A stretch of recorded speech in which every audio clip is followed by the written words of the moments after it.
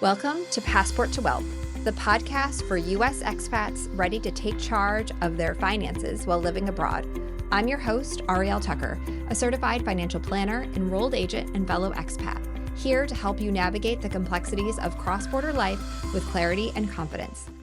Welcome back to Passport to Wealth. Today, we're thrilled to welcome Bethany Stevens, the inspiring creator behind Your Sign to Siesta, a growing platform documenting her family's bold decision to take a year abroad in Spain. After years of building a life that checked all the boxes, career growth, parenting, and a packed calendar, Bethany and her husband hit pause. They chose to step off the treadmill of the American dream and ask, what does a truly good life look for our family? The answer led them to Spain.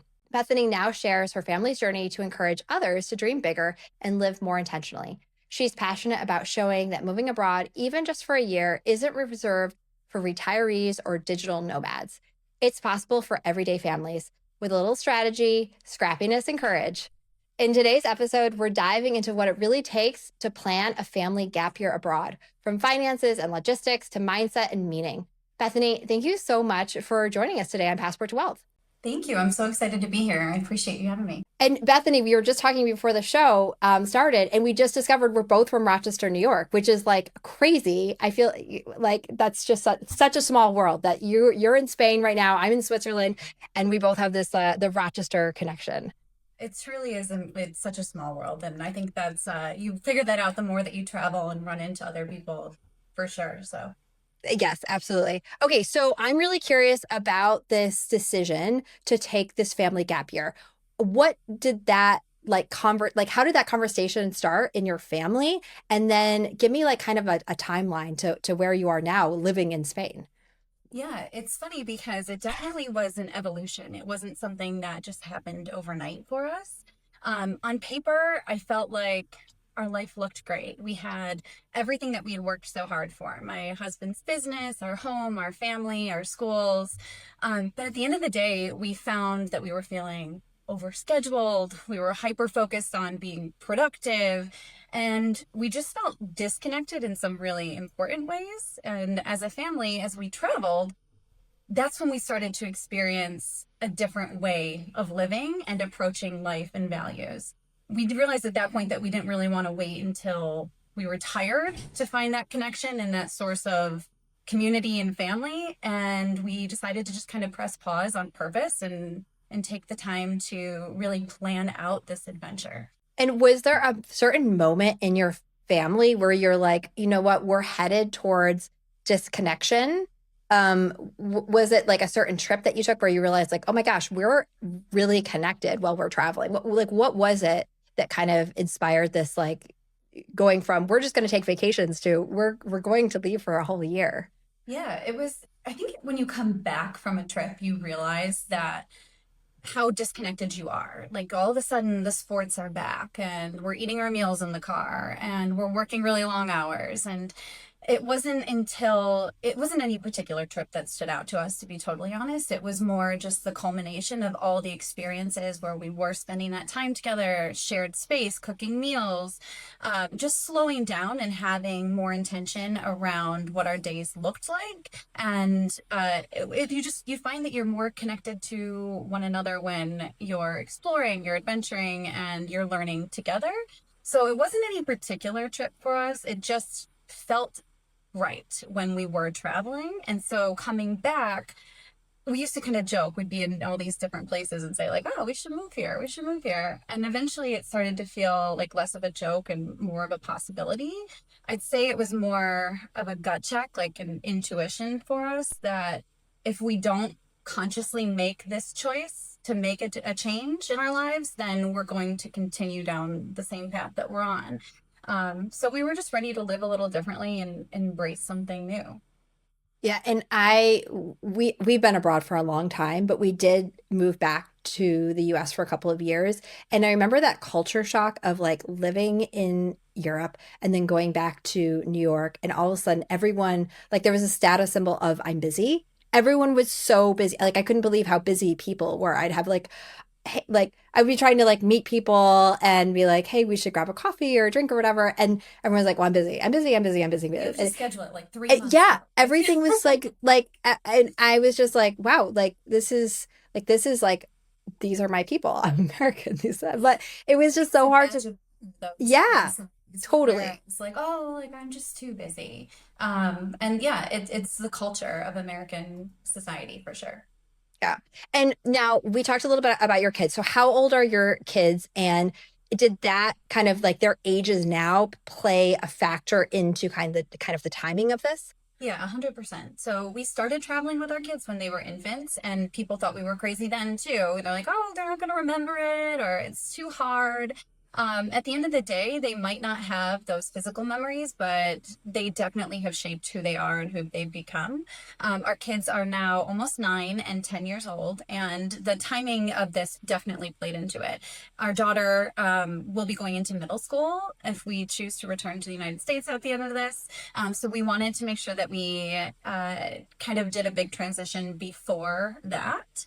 It's also great because they are a little bit older and they have a say in making a huge life change. And just knowing that they are all on board and that we're able to have articulate conversations about why we're doing this and what we're hoping to get out of this. It's allowed us to kind of define as a family our own priorities and values. So their age, I would say there's no right or wrong time for sure, but for us, it was strategic to ensure that we did this before our kids went on to the next big transition of middle school. That makes perfect sense. The other big number I always hear is 7. This was my magic number for our kids when we were moving back. I was like, we have to move abroad before they're 7 because I had heard that that's kind of like the magic age for when you don't develop an accent. I don't know if Ah, you interesting. I don't know if you heard this, but that was something like I know for us when we were moving back. I was like, we have to do this before our daughter turns 7 so that she won't have an accent So in funny. German. Um, I'm curious, like, so how did family and friends react to this? Like, we're taking a lot of nice vacations to we're leaving. What was like kind of the reaction that you Yeah, for received? some people, I would say they weren't surprised at all. It just felt like the right move for us. It's a mix of everything, though. There were people who were curious, people who were sad, ourselves included, and some people who were just plain confused and wondering what the heck we were doing and why.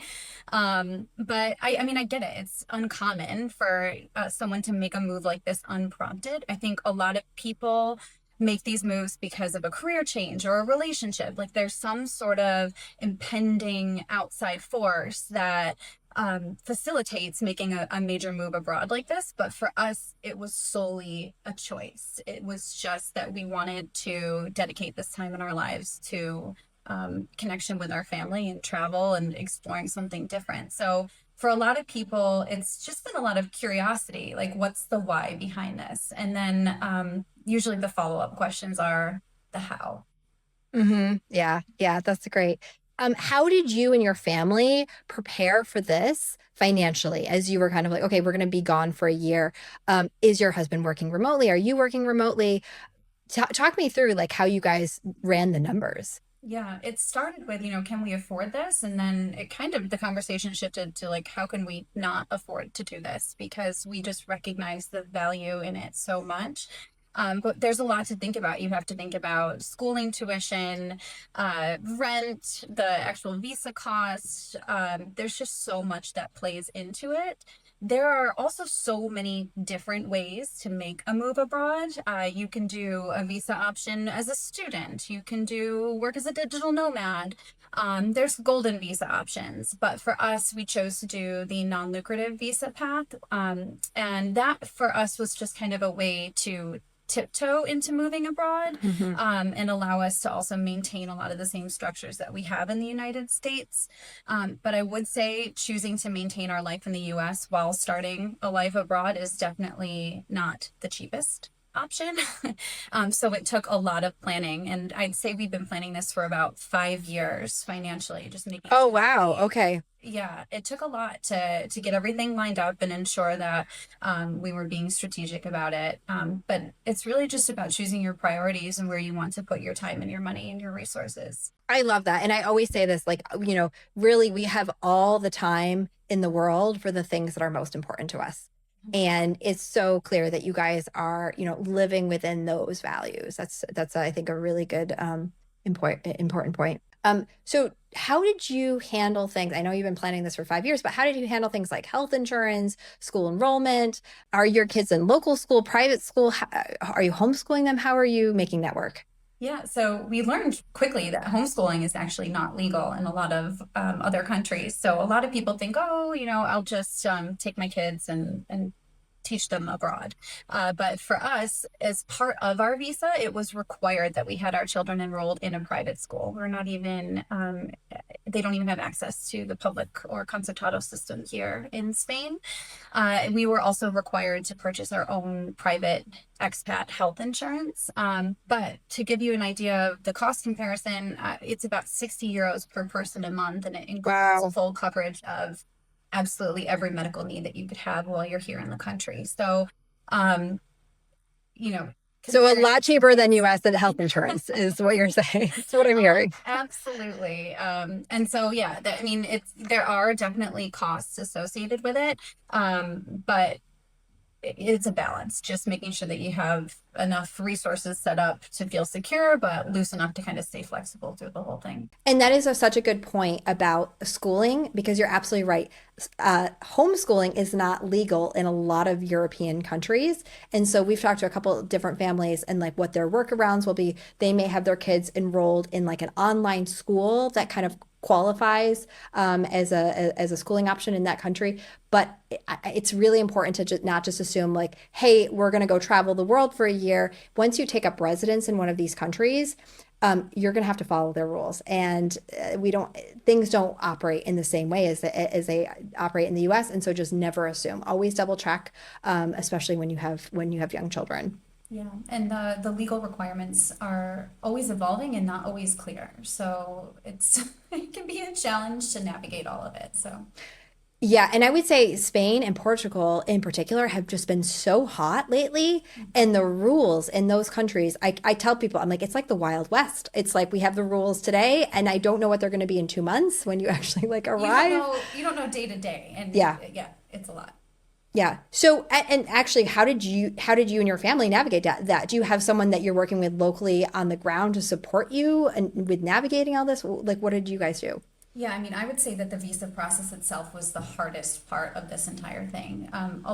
Mostly because it's not clear cut in a lot of ways. We did hire professional teams to help us navigate all of that. The very first person that we talked to was a tax consultant to help us understand exactly what our tax implications are and to identify the right visa for our unique circumstances. And then we hired an immigration team who basically helps facilitate the entire process with the consulate, making your application and ensuring that all of your paperwork is put together.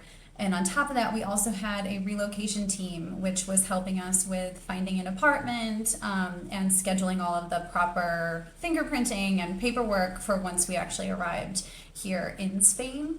And I'll say, even with all of those teams, I was so frustrated through the entire process. I'm like such a type A person. I showed up with my whole binder. I'm like, I have everything color coordinated, and I thought I was going to walk into the consulate and walk out that day with a visa. And they handed me a sheet of paper back and said, you have 5 days to return with, here's a list of all these additional items that we would like from you. And so I guess I would just say it's not cut and dry. You have to kind of learn to go with the flow, and that you can't control it, and you don't know what necessarily they're going to request. You just have to continue to push forward through the process, and it's a lot of persistence. Yes, there is so much bureaucracy when we're talking about Europe, right? And every country has their own level, and every different visa types require different levels of information. But I think it's a really important point. Like, you really have to want this, right? It's not just like go online, hit a button, pay $5, and you're going to get your visa. It's a process. It takes a lot of time, and not just the time standing at the office, but the preparation.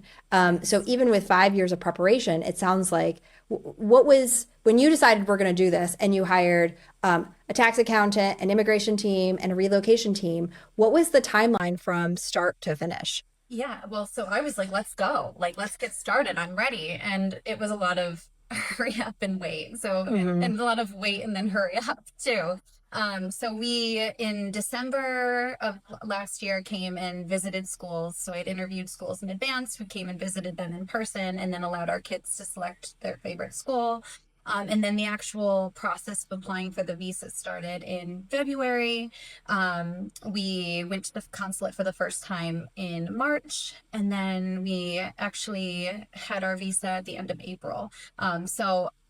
There was so much I wanted to do in the years leading up to this, but so much of it changes so often that we weren't able to start until within 6 months of actually wanting to make our move. So, Yeah, okay. yeah, because a lot of documents have to be processed within 30 to 90 days.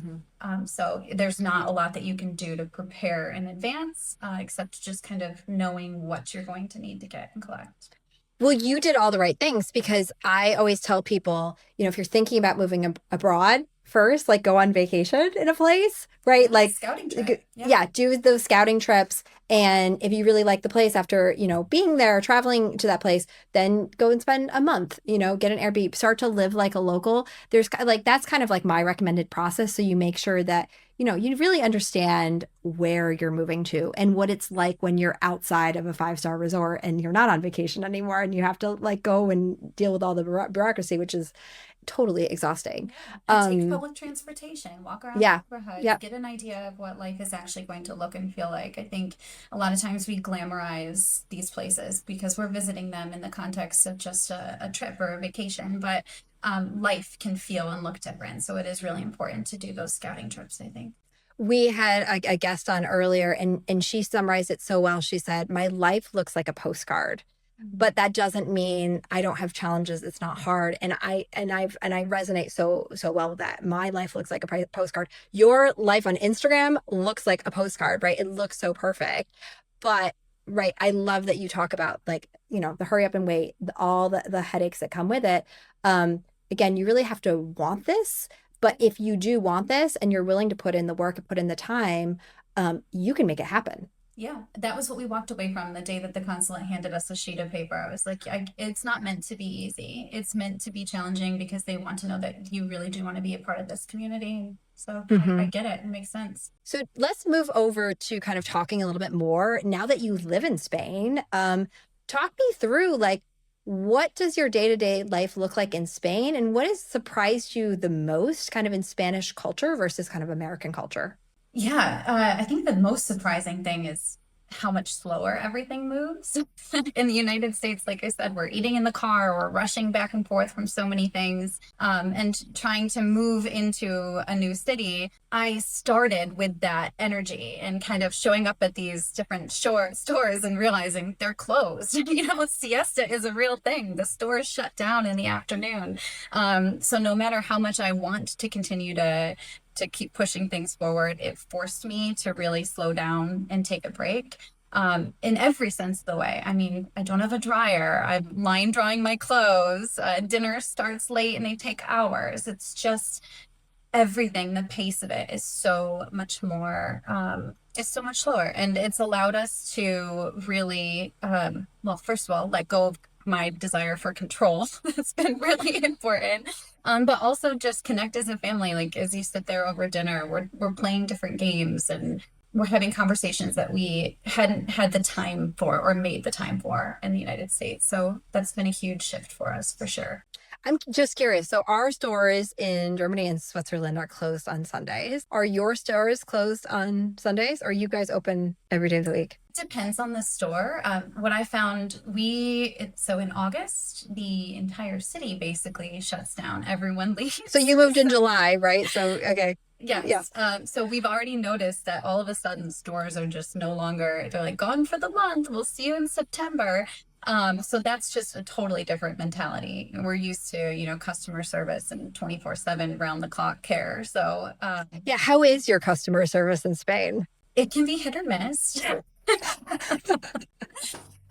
I think a lot of it though, everyone has been so warm and welcoming and willing to help us, and that has been so encouraging. Even when we're struggling, when we don't know the language, or I just can't seem to figure out how to set up our utilities, for example, people have been willing to step in and be helpful. I did get yelled at a couple of times too, and I need some better apology lines in Spanish besides "lo siento." Yeah, yeah, yeah. Yeah, you definitely, it's a humbling experience to suddenly not know the systems, not know the culture, not know the language, and be so dependent on those around you. Yeah. Yes, absolutely. Yeah, I think I feel like a jerk a lot of the time, to be totally honest, and it's not intentional. It's just I don't have the right words. I don't understand the customs. So it's really a priority of ours to learn the language and to live like locals and not come in here and expect things to be the way that we're accustomed to. That's not why we moved. We didn't come here to recreate our lives in the US. We came here to learn a different way of living. So, And, how have the kids then adapted to this experience? Are they fully on board? Like, yes, we go to school in Spanish now. And, how has it been for them going from US culture to Spanish culture? yeah, I mean, they're amazing. I'm impressed with them every single day. When we first talked about this, our daughter said to us, "Why are you so crazy? No one else's parents would make them do this. Why do we have to do this?" And it took some time for her to come around to, it's really cool that we get to do this. It was definitely a mindset shift that we were able to see in both of them, that they recognized it wasn't a punishment. It's a really unique opportunity. And I think that they have fully embraced that. This is such a silly example, but my son ate pancakes for breakfast every single day in the United States. And so we came here and I said, do you want me to try and find you some pancakes or make you some? And he said, "No, I gave up pancakes for the year." And it was just kind of his small way of saying, like, I'm ready to let go of everything that I'm accustomed to, and that's become my norm, and I want to try something new. So we see it in very small things, but we also see it in the big ways that they've just been so brave and willing to just try new things. And I'm imagining school is not started. So you've just moved. They have not started the school year. So are they involved in any programs or camps right now to kind of help them prepare to go to school? And are they going to school in Spanish, or is it a bilingual school? They'll be in a bilingual school, but 70% of the students that attend there are native Spanish, hoping to learn English. So we're hoping that on the playground and hallways, they'll also be picking up a lot of Spanish that way. But no, they're not in any programs currently. We've really been using this time to travel as much as we can and explore as much of Spain as possible, mostly because everything is shut down. Yeah. And they actually don't have many camps offered in August at all. So yeah, but it's been a great way to get to know not just the highlights of a country, because I think you think about New York and you think of New York City and you think about Spain and you think of Barcelona and Madrid, but we've seen so many more areas of Spain that have taught me just how diverse and amazing every single place is. That is such an underrated benefit of slow travel. And when I think about a family doing a year abroad, I think of that as like, that is slow travel. That is truly marinating in the culture, in the country, and enjoying all those little small towns that no one would go to if you were reading 7 days in Spain. Like, it would never be on the itinerary, but they're like really truly magical places. So I'm so excited for you guys. Okay, last question. What would you say to a family that's on the fence about doing something like this? Is there any kind of insights that you could share, or tips as someone is listening to this thinking, "Oh gosh, that sounds amazing. I'd like to do that." Yeah, I think a lot of times we get caught up in the financial piece of this, of how to make it happen. But I guess my reminder would be is that time is your real currency in your life. It's not necessarily the money. So making sure that you're prioritizing it. If it's something that you want to do, there's never a perfect time, and you can think of a million reasons not to do something. But if if it is calling to you, then trust your intuition. I think for us, you don't have to commit forever to it. A lot of people are like, I have to sell everything. I have to get rid of everything that I know and love. And for us, we didn't do that. We made a conscious choice that this was something that was important to us. And we were able to maintain our U.S. Like properties and businesses in case it's not the right fit for us. So I think a lot of times you feel like you have to put all of your eggs into one basket, but I think it's possible to live a life that feels authentic and do both. Oh, I completely agree. Bethany, thank you so much for joining us today. We will be sure to link your blog and your Instagram. I know you're really active on those platforms into our episode as well, so that if you want to connect with Bethany further, you can be sure to follow her as well. Thanks again, and we will talk to you soon. Thank you so much for having me. It was so great. The content shared in this podcast is intended for informational and entertainment purposes only and should not be considered financial, tax, or legal advice. We encourage you to consult with a qualified financial advisor, tax professional, or other licensed expert before making any decisions based on the topics discussed. Everyone's financial situation is unique, and personalized guidance from a trusted professional is the best way to ensure your choices align with your individual goals and circumstances.